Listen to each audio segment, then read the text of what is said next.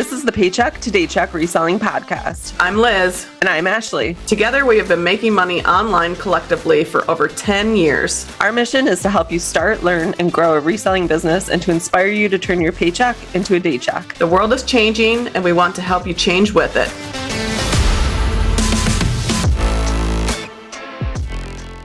Welcome back to another episode of the Paycheck to Daycheck Podcast. Today, we are going to be talking about kind of a hot issue right now, and that is, should you still thrift at Goodwill as a place to source for items to resell?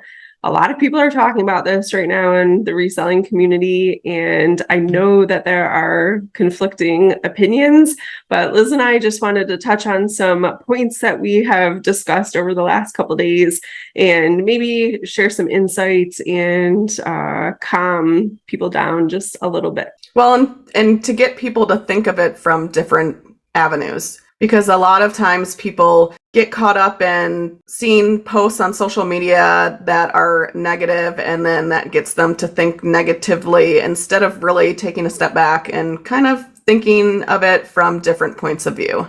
So the first thing with Goodwill, I looked it up. Goodwill is everywhere. So as of 2021, there were 4,245 thrift stores in the country. Goodwill is not going anywhere.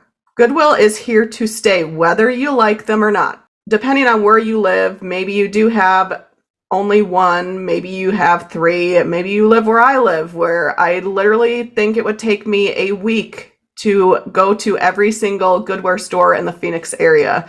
They are everywhere. Every time I open up my email with my 20% off coupon, they're mentioning a new location that has a grand opening. So I feel like they're definitely growing as a business. Yes, they're technically a nonprofit business, but they are making a profit, and it just is evident with all the stores that they've been opening lately. Yeah, so we also wanted to talk about, resellers were worried about the newly launched reclaimed fashion online store, and they're feeling like that is going to decrease the store inventory that's available to them. I don't know if you guys have gotten onto this specific store site yet or not, but it's kind of like a joke right now in the reselling community, posting different things that are listed. Like Liz sent me this Lululemon top the other day that they had listed for like over $200. And it wasn't anything special. It wasn't like a limited edition unicorn print or anything like that. It was just like a solid, I think it was like black or something. It was a tank top. Yeah, it was just a normal, regular tank top. No reason for it to be priced that high. I've seen LuLaRoe priced into the hundreds. It doesn't really seem like they have all their shit together, I guess. Whoever's pricing the items doesn't really seem to know what's going on. So I don't really think we have a lot to be worried about. And are they going to pull items for the store? Yeah. Or the online store? Probably. From the physical stores? Yeah, they probably will do that. Resellers are really savvy, and guys, there are thousands and thousands of clothing brands specifically that are valuable and worth picking up to flip. They cannot possibly know everything. And this gets into a whole nother thing about, there are a segment of people out there that believe that, YouTubers ruin, the sourcing at thrift stores because Goodwill watches that and then they know the brands. Well, Goodwill isn't one person. I'm not sure if you knew, but there's thousands of people that run these Goodwill stores, and not all of them are going to take the time to sit there and watch every single YouTube video that a reseller has made. So I mean, really, there's so many items out there to flip. And if you are let's say clothing specific or hard goods specific, and you're worried about, your source drying up, we just touched on this in a recent episode. Learn to source in other ways, or branch out and source something a little bit different. Maybe the clothing at your Goodwill store is a little bit dried up right now. So get into, hard goods or artwork or literally anything else. Learn another niche and wait for, your clothing to be Plentiful again. Yeah, exactly. I'm losing my words, but yeah, wait for it to be plentiful again. There's so many different ways to source and things to source, and there's so much inventory out there. I really don't think that them opening up this online store is going to do the damage that is being put out there right now, that resellers are talking about right now. Yeah, and going back to in the Phoenix area, if they didn't have a lot of inventory, they wouldn't be opening up these new stores. So Right. that tells me that, yes, they probably do pick items from the back. I mean, obviously, that's what they do. But there's just so much inventory that gets donated where I feel like it would be impossible for them to take all of those items and put them online.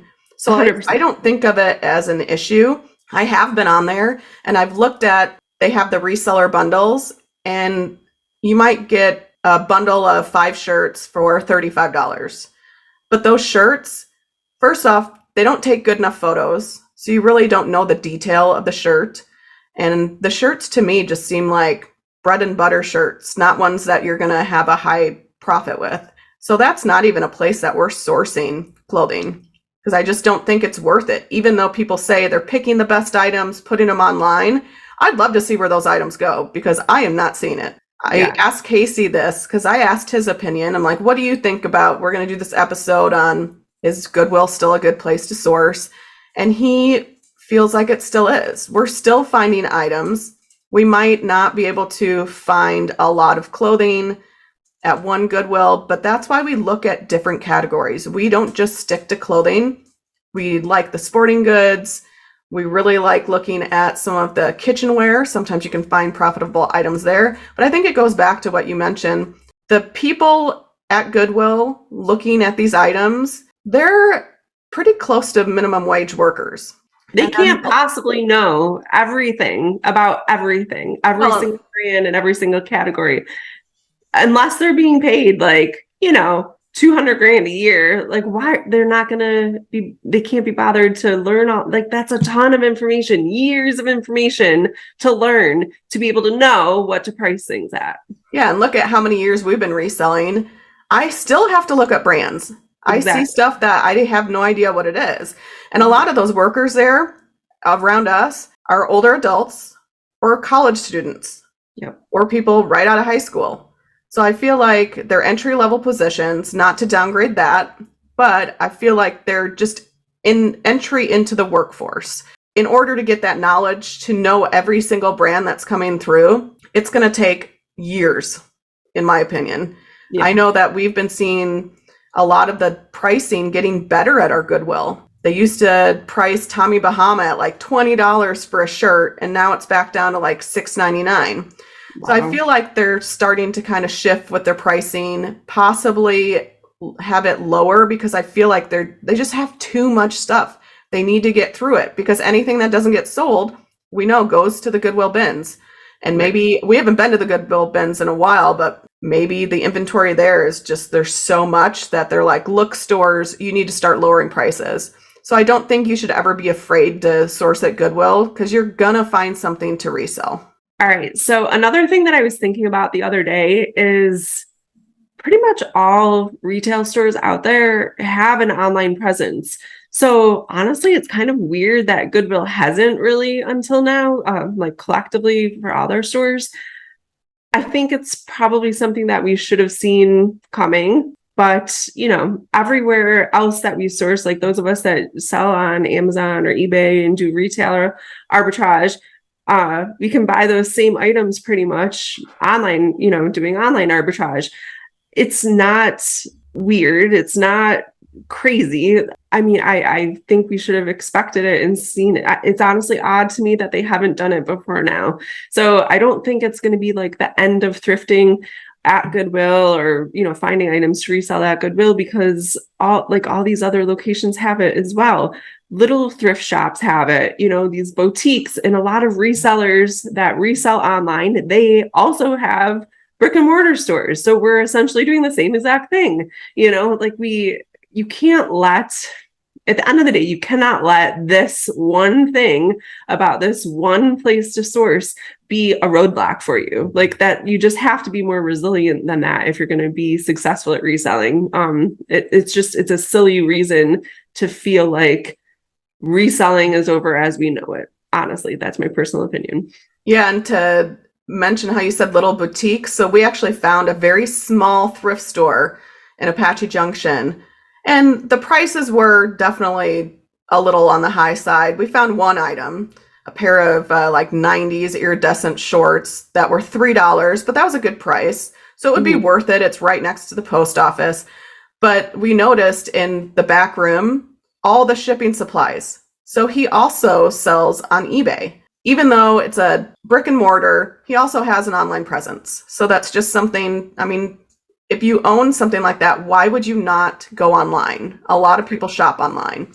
One nice thing that Goodwill is trying to do, at least, is have bundles for resellers. I mentioned they're not the best, but at least they're trying to cater also to resellers, because a lot of the retail stores do not like resellers. A good example would be Target. If you're doing online arbitrage, I know many resellers who have been banned from Target because they buy high quantities online and Target flags them as being a reseller. So then they have to open up with a different computer, different account, different credit card, and try to bypass that.